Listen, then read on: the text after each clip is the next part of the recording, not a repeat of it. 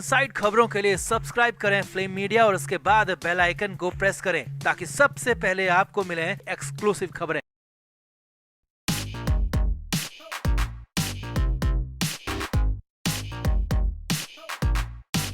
ठाकरे को जेल भेजने की तैयारी हो रही है। आदित्य ठाकरे को जेल भेजने की तैयारी हो रही है। संजय राउत भी साथ में होंगे। एक ही सेल में इन तीनों ही नेताओं को रखा जाएगा। जी हाँ, ये बड़ा ऐलान हो रहा है, बड़ा है। और डेवलपमेंट यहाँ पर मुंबई में हुआ है। दिल्ली दरबार से आए एक नेता ने पूरा प्लान बता दिया, जिसके बाद तो चारों ओर बोलती ही बंद हो गई। तो दिखाते हैं, आपको बताते हैं क्या है पूरा मामला और माजरा, क्यों आखिर ऐसा कहा जा रहा है, क्या है प्लान, पूरा बताएंगे सब कुछ। आप भी वीडियो को शेयर करें और कमेंट बॉक्स में अपनी राय जरूर दें।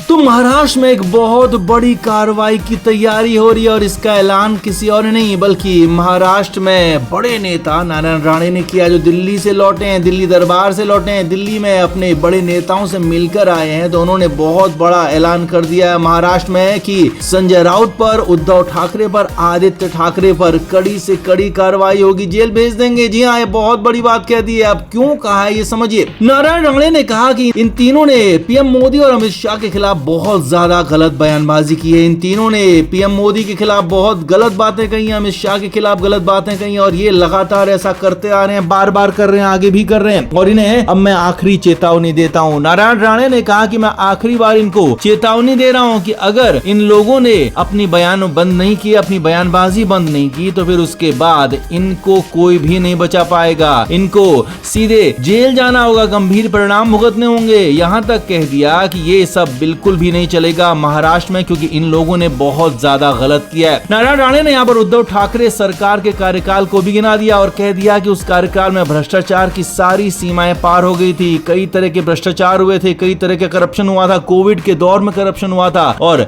उन्होंने महाराष्ट्र के लोगों को छोड़ दिया था मरने के लिए। ये बातें यहाँ पर नारायण राणे ने कही है। यही नहीं, ये तक कह दिया कि इन पूरी की सारी बातों को निकाला जाएगा, बाहर निकाला जाएगा और उनको केस बनाया जाएगा। अब यहाँ पर एक बड़ी बात आपको बता दें कि पहले भी उद्धव ठाकरे पर कार्रवाई की कोशिश हो चुकी है। संजय राउत को तो एक बार ईडी के मामले में जेल भेजा भी जा चुका है, लेकिन आदित्य ठाकरे पर ये मामला नया दिख रहा है, बड़ा दिख रहा है। अब इसीलिए अगर इन तीनों को एक साथ जेल भेजा जाता है तो मुश्किलें 1 गुना 2 गुना नहीं बल्कि 3 गुना ही बढ़ जाएंगी, क्योंकि इनकी पार्टी में इन तीनों ही नेताओं के अलावा कोई और नेता ऐसा नहीं है जो कि पार्टी को एकजुट रख सके, पार्टी को साथ रख सके। इसीलिए मुश्किलें कई गुना बढ़ जाएंगी और इसीलिए अगर फाइनली एक्शन हो गया बीजेपी की तरफ से, बीजेपी सरकार की तरफ से, पुराने जो मामले हैं उनकी जांचें भी शुरू हो गई, तो मुश्किलें बढ़ जाएंगी और ये मुश्किल कोई भी बढ़ाना नहीं चाहेगा। खासतौर पर उद्धव ठाकरे और उनकी पार्टी के लोग तो ये मुश्किलें नहीं बढ़ाना चाहेंगे और इसीलिए हो सकता है कि अब कुछ दिन तक मामला शांत हो सकता है। पीएम मोदी के खिलाफ, अमित शाह के खिलाफ हो सकता है बयानबाजियों में कुछ कमी आ जाए, क्योंकि अगर पुराने मामले खुले तो फिर कोई बचेगा नहीं। ये बात नारायण राणे ने साफ साफ कह दिया है। इसीलिए मामले लगातार खोलने की बातें कही जा रही हैं, मामले लगातार आगे बढ़ाने की बातें कही जा रही हैं, इसलिए मुश्किलें उनके लिए बढ़ती जा रही हैं। तो आपका इस मामले पर क्या कहना है? क्या वाकई में बीजेपी और बीजेपी की सरकार, जैसे कि नारायण राणे ने कहा है, उद्धव ठाकरे, आदित्य ठाकरे और संजय राउत को एक साथ एक झटके में जेल भेज देंगे या फिर इन्हें डराया जा रहा है, सिर्फ डराने की कोशिश हो रही है? आप क्या मानते हैं? कमेंट बॉक्स में आप जरूर से जरूर बताएं, वीडियो को शेयर भी करें।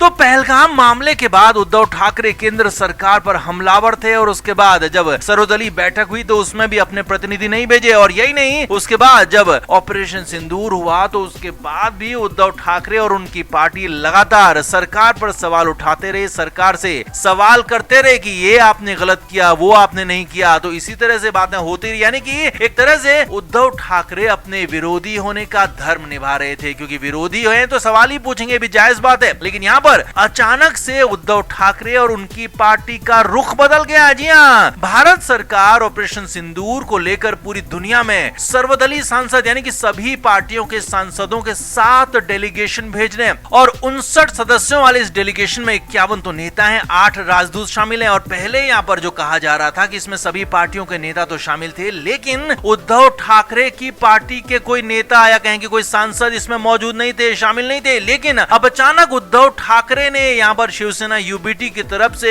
एक सोशल मीडिया पर पोस्ट किया है और उसके बाद पूरे वक्त और हालात बदल गए हैं। जी हाँ, उद्धव ठाकरे की पार्टी की तरफ से सांसद प्रियंका चतुर्वेदी इस प्रतिनिधिमंडल में शामिल हो गई और ये सब कुछ अचानक नहीं हुआ, इसके पीछे की स्टोरी है, बड़ी कहानी है। असल में प्रियंका चतुर्वेदी शिवसेना यूबीटी की सांसद हैं और वो अब उस डेलीगेशन में शामिल हो गई हैं जो कि पूरी दुनिया में जाएंगे और पाकिस्तान के खिलाफ जो पूरा मामला है वो बताएंगे। तो ऐसे में अब ये कैसे हुआ, अचानक कैसे हुआ? कल तक जो उद्धव ठाकरे केंद्र सरकार का, मोदी सरकार का विरोध कर रहे थे, वो अचानक कैसे मोदी सरकार की रणनीति में शामिल हो गए? तो इसका मामला ये है, इसका आंसर ये, इसका जवाब ये है कि उद्धव ठाकरे से यहाँ पर बात की गई है फोन पर। उद्धव ठाकरे को केंद्रीय मंत्री किरण रिजिजू ने फोन किया है। जी हाँ, ये बड़ी बात आपको बता रहे हैं, बड़ा खुलासा आपको कर रहे हैं कि टेलीफोनिक बातचीत हुई है और यहाँ पर उद्धव ठाकरे को कहा गया कि राष्ट्र हित में अपना कदम समर्थन दीजिए और यहाँ पर उद्धव ठाकरे ने यहाँ पर पूरी तरह से साथ देने का मन बना लिया। अब हालांकि ये तो खुलकर बात सामने आ गई है कि केंद्रीय मंत्री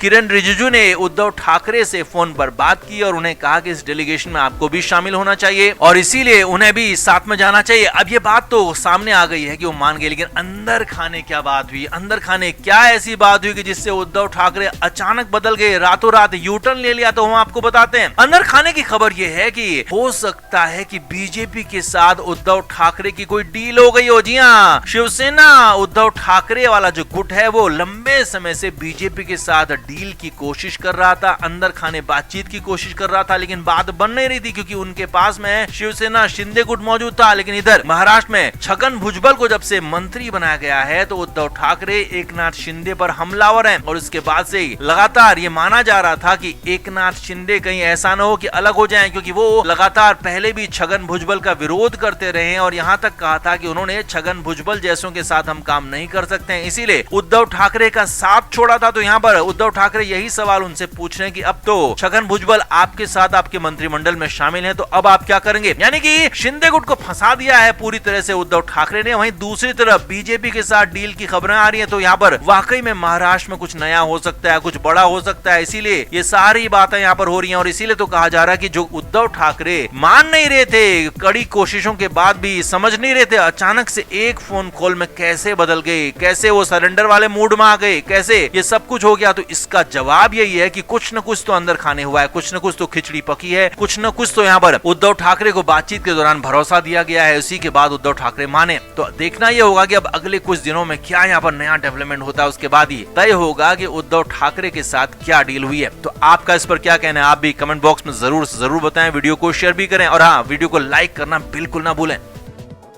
फ्लेम मीडिया रिपोर्ट।